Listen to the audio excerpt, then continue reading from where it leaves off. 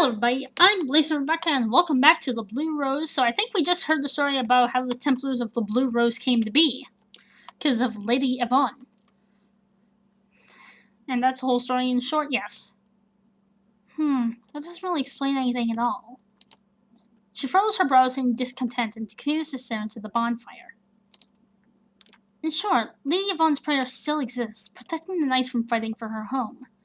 Those who train and pledge loyalty to her will be able to form the connection with the rose and make use of its powers. Then you can do that too, I take it? Of course, my lady. Otherwise I wouldn't be a Templar. I guess that's true. I guess? Romel, I feel tempted to snap back at her, but instead I continue my explanation in an attempt to change the topic away from me. Well, in practice, we Templars make use of this connection to draw strength from the energies and nature around us. That's, the gist of it. What about someone like me? Could a normal person like me learn to do all that? That's a hard question to answer, my lady. It takes much determination! No. Determination, training, and discipline to be able to form the connection. And when you finally make the attempt, according to the teachings, you will still only be able to do so if the Lady Yvonne accepts you. Is that so? So anyone can do it. Is she even listening to me? It would be fun to try. Yes it would, wouldn't it? As if I'd ever get a chance. She laughs and makes a bitter smile. I get the impression she's talking more to herself than me now, and deduce from this that the conversation is over. Leaving her alone, I lean my head back, staring up at the dark sky. Night falls and countless stars are glittering above us in the mountains. There's still a long way to go before we reach our goal. Dots, dots, and dots. Day 4! The next morning, I dress in my own clothes and strap my sword at my side. Tobias has prepared food for me in the kitchen. As always, he places plates on the table as I enter and then leaves the room without a word. The usual steaming cup of tea is there as well. This time, I remember to drink it all as instructed by Aaron. Then I head out again, still helped along by the crutch. Instead of going straight to the village, I go back in between the trees towards the small lake that I had found. The forest is peaceful and silent. I sit down with my back towards a large tree facing the lake before closing my eyes. The sword is placed on the ground in front of me, still in its sheath. And with that deep breath, I begin my meditation. Oh! It has been days since I last did this. I can feel how my entire body has already fallen drastically out of shape, but it doesn't take much before I fall back into my old familiar rhythm. I can almost instantly feel the energy flowing around me in this forest. The slow movement of the water in the lake. This place is different. It's hard to say, but it almost feels more alive. I find myself mumbling this out loud, but really it's surprising how the natural energies here feel more tangible, more dynamic. This is a place of great spiritual power. Do the villagers know of this one, I wonder? Normally the average human being wouldn't be able to sense these things, so probably not. Then I suddenly feel a change in the air around me and the presence moving up close behind me. Huh? Oh wait, hold on, what? Without much hesitation, my hand grabs the handle of my sword and draws it in a wide arc while I push myself up and turn around. The edge of the sword stops midair, right before striking the neck of a person that I have never seen before. Hi! But the stranger doesn't move a muscle. I feel myself involuntarily freeze for just a moment as my eyes meet his, this close. Those eyes. There's something unsettling about the way they stare directly back into mine. I quickly bite my lip and regain my senses. All this happens in the course of just a few seconds. Hi, you kind of look like someone I know.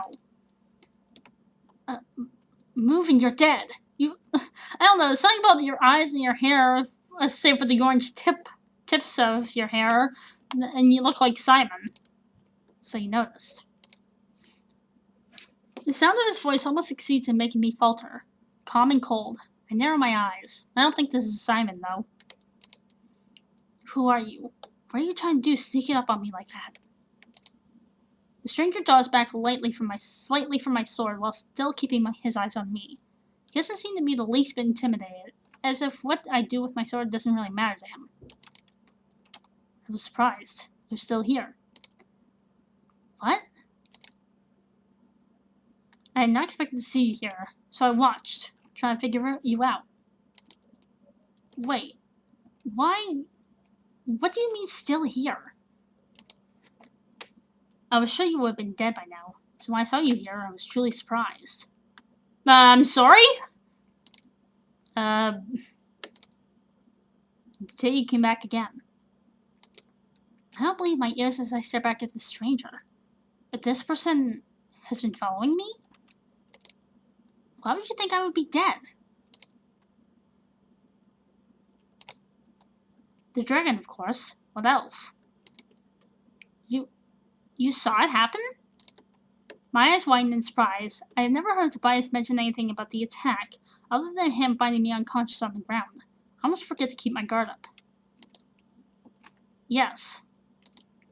Then the others? What happened to the rest? I grip the handle of my sword even tighter, and the tone of my voice involuntarily rises as I feel my heart beating faster. The rest? He turns his head slowly and looks away, as if thinking deeply about this question. I'm not sure. I was convinced that no human survived, so I simply left. And since you are here, it seems that I was wrong. I am impressed. So he didn't see anything after all? I feel my heart sink. I take a step back, but I still hold out my sword to keep the stranger away. Are you from the village too? The village? No, I'm not. No? Then from where are you? Now what? Is he another hermit like Tobias? It's beginning to feel like this area is actually crawling with people. Or could it be another one from the outside, like me? The man makes a vague gesture with his hand, as if including the entire area around us. Here? Here? Do you have a house up here? He doesn't look like he would. No. The village, the forest, the mountain. This is where I live. I'm sorry, what? So, he's saying he lives down there after all? What do you... Whoosh, whoosh. There's a strong wind carrying leaves through the air between him and me with a soft rustling sound. What? The stranger turns his head and narrows his eyes. Watch out. I swing around at the sound of his voice and only barely see the shadow shooting towards me at high speed from the bushes. Using the power of my own movement, I swing my sword upwards to guard against it, but I instantly feel a sharp pain shooting through my side. I break down and lower my guard, resulting in the attack crashing hard against my hand holding the sword's handle. I fall down on one knee, still grasping the sword tightly even though I was almost knocked out of my hand. The thing stumbles back from the impact, and I catch a glimpse of it as I look up. What? My wound is still pounding after my rash stunt earlier, but I can't let my guard down. I'm about to try and get back up when the stranger suddenly glides in front of me and confronts the monster. He doesn't seem armed. What are you doing? Without paying me any mind, he lifts one hand up and stares down at the hissing beast. The animal looks similar to a mountain lion. Its fur a mix of wild, dark colors and its eyes green. It makes a threatening lunge forward as if wanting to strike, but the man doesn't move out of place. With another defiant hiss, the creature turns around and disappears into the forest. I stand and wonder at the scene flying in front of me. Using the sword as support, I get back on my feet. The crutch is lying on the ground just out of reach. You should be careful in this area. That much should be obvious to you. The man turns around and looks at me again. I had it under control. If you have a problem, then don't interfere. He cast a glance in the direction the creature had fled. That one seemed to hold a grudge. I wonder why. A grudge? It was a mother. Could it possibly have something to do with the small predator that I sent flying with my crutch earlier? No, of course not. I mumbled this to myself. Ah!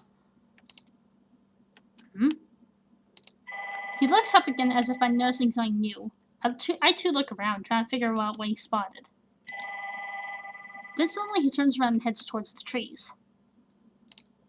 Hey, wait! But he doesn't stop. He disappears out of sight almost as quickly as he came. What was that about?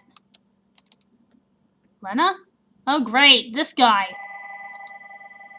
I turned around to see a familiar face step into view. Tobias is holding his bow. He's probably in the middle of hunting. What are you doing?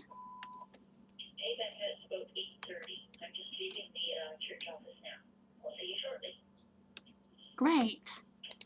He walks over to pick my crutch up without waiting for an answer and then hands it to me. I feel my anger level rising at the fact that I couldn't get in time to pick it up before he appeared. And I'm actually going to save here, but this is short, but I'll see you in the next part. See ya!